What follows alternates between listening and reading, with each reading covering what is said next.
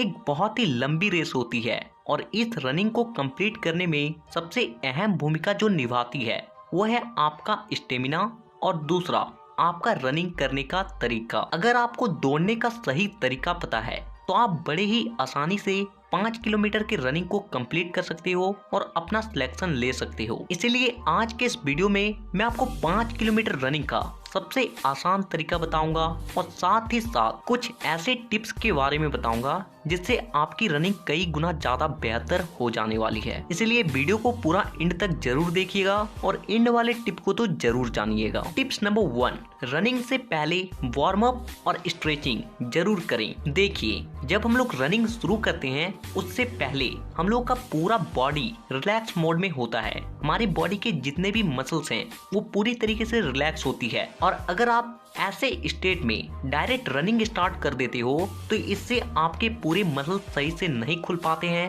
और जिससे आप तेज नहीं दौड़ पाते हो और साथ ही साथ आपका बॉडी भी बहुत जल्दी थक जाता है और रनिंग के बाद आपकी बॉडी में पेन शुरू हो जाती है। इसीलिए जब भी रनिंग करें तो उससे पहले वार्म अप और स्ट्रेचिंग जरूर करें। आप कुछ वीडियो क्लिप्स में वार्म अप और स्ट्रेचिंग के एक्सरसाइज को देख सकते हो। इन एक्सरसाइज को आप रनिंग से पहले जरूर करें। टिप्स नंबर 2, रनिंग स्टार्ट करने के बाद जो दूसरी चीज आती है जो आपके स्टेमिना को बनाए रखती है वो है आपका सांस लेने का तरीका। और 5 किलोमीटर का रनिंग एक बहुत ही ज्यादा लंबी रेस होती है तो इसमें आपको स्टेमिना की बहुत ज्यादा जरूरत पड़ती है और अगर आपको रनिंग करते वक्त सही तरीके से सांस कैसे लिया जाता है इसके बारे में अगर पता नहीं है तो आप कभी भी 5 किलोमीटर की रनिंग को अच्छे से कंप्लीट कर ही नहीं पाओगे। उससे पहले ही आपकी बॉडी पूरी तरीके से थक जाएगी। तो देखिए, आपको 5 किलोमीटर रनिंग को कंप्लीट करने के लिए सांस किस तरह से लेना है। जब आप रनिंग को स्टार्ट करें तो उस वक्त आप अपने नाक से ही सांस को लें और नाक से ही सांस को छोड़ें।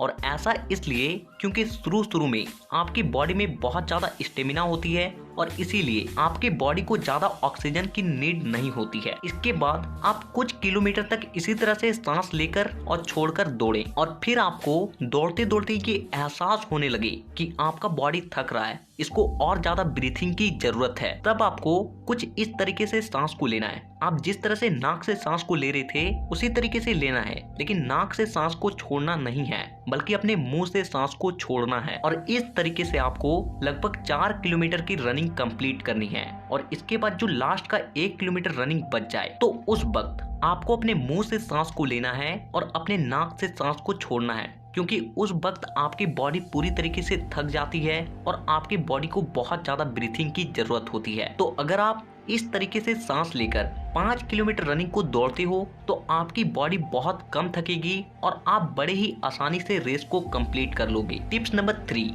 ये टिप आप लोगों के लिए बहुत ज्यादा इम्पोर्टेंट है। आप लोगों ने कभी न कभी ये तो जरूर सोचा होगा कि वाकई में दौड़ने का तरीका क्या होता है, हमें पैर किस तरह से पटकना चाहिए, हमारी बॉडी का पोजीशन क्या होना चाहिए। तो देखिए, जब आप लॉन्ग रनिंग कर रहे हो यानी कि 5 किलोमीटर की रनिंग कर रहे हो तो उस वक्त आपको अपने पैर को पूरी तरीके से फ्लैट पटकना है। आपने कई सारे वीडियोस में ये भी देखे होंगे कि हम लोगों को अपने पंजों के भर दौड़ना चाहिए। तो देखो दोस्त, हम लोगों को अपने पंजों पर कब दौड़ना चाहिए, जब हम लोग स्प्रिंटिंग कर रहे हो या फिर 100 मीटर के रेस को दौड़ रहे हो, 200 मीटर के रेस को दौड़ रहे हो। लेकिन अगर आप 5 किलोमीटर की रनिंग को अपने पंजों के भर दौड़ते हो तो मैं अपने एक्सपीरियंस से बता रहा हूँ कि आप उस रनिंग को कभी भी कंप्लीट नहीं कर पाओगे। क्योंकि जब हम लोग अपने पंजों के सहारे दौड़ते हैं तो उस वक्त हमारी बॉडी से बहुत ज्यादा एनर्जी की खपत होती है। इसीलिए जब भी लॉन्ग रनिंग करें, वार्म अप करें या फिर 5 किलोमीटर की रनिंग को करें, हमेशा अपने पैरों को पूरी तरीके से फ्लैट पटक कर दौड़ें। क्योंकि जब हम लोग अपने पैरों को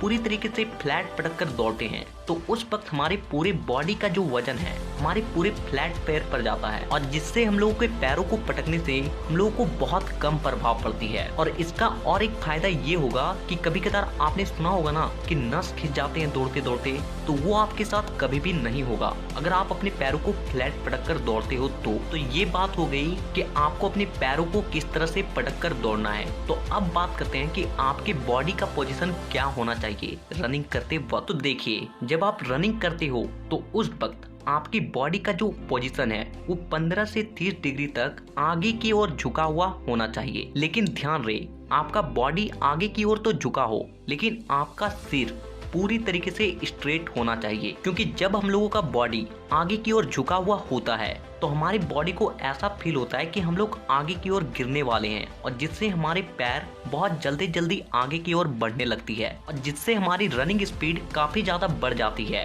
और साथ ही आगे झुककर दौड़ने से सामने से आने वाली हवा को भी हमारी बॉडी अच्छी तरीके से चीर कर आगे की ओर बढ़ पाती है। टिप्स नंबर 4, अगर आप 5 किलोमीटर के रनिंग को आप बिना दर्द के दौड़ना चाहते हो तो उसके लिए आपके पैरों का मजबूत होना बेहद ज्यादा जरूरी है, क्योंकि अगर आपके पैर मजबूत होंगे तो आप कितना भी रनिंग करो उससे आपको कोई भी फर्क नहीं पड़ने वाला है। इसीलिए अपने पैरों को मजबूत करने के लिए आपको हर दिन ये 2 एक्सरसाइज जरूर करना चाहिए। सबसे पहला स्क्वाट्स। स्क्वाट्स कई तरह के होते हैं, लेकिन आपको नॉर्मल स्क्वाट्स लगाना है। आपको सिंपल से अपने बॉडी को पूरी तरीके से खड़ा करना है और बैठना है और उठना है, जैसे कि आपको वीडियो में दिखाई जा रही है। और दूसरी एक्सरसाइज जो करनी है वो है रॉप जंपिंग। इस एक्सरसाइज को आप किसी रस्सी के सहारे कर सकते हो, नहीं तो आप इस टूल को भी बाइक कर सकते हो, और अगर आपके पास ये नहीं है तो आप सिंपल सा जंप लगा सकते हो। इन 2 एक्सरसाइज से आपके पैर इतना ज्यादा मजबूत हो जाएंगे कि रनिंग के बाद आपके पैरों में कभी भी पेन नहीं होगी। टिप्स नंबर 5, रनिंग करने के लिए एक अच्छे कंपनी के जूते को ही खरीदें, लेकिन जूते खरीदते वक्त एक बात का ध्यान रखें कि आपका जो जूता है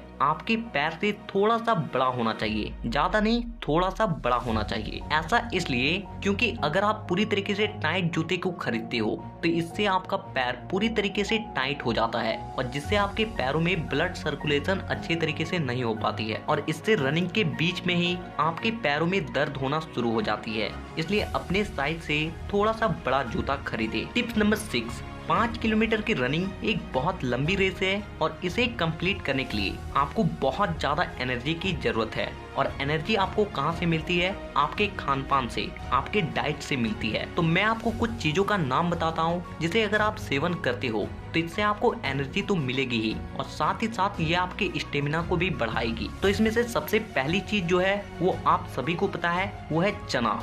कच्चे चने। कच्चे चने में बहुत ज्यादा प्रोटीन होती है जो आपकी बॉडी को बहुत ज्यादा एनर्जी देती है, और साथ ही साथ कच्चे चने में कुछ ऐसे पोषक तत्व पाए जाते हैं जो आपके रनिंग में बहुत ज्यादा काम आती है। इसलिए 50 से 100 ग्राम कच्चे चने जरूर खाएं। दूसरी चीज जो है वो है कच्ची मूंग, कच्ची हरी मूंग। इसमें भी बहुत ज्यादा प्रोटीन होती है और ये आपके स्टेमिना को बनाने में बहुत मदद करती है। इसलिए हर दिन कम से कम 50 ग्राम कच्ची मूंग जरूर खाएं। तीसरी चीज जो है वो है खसखस।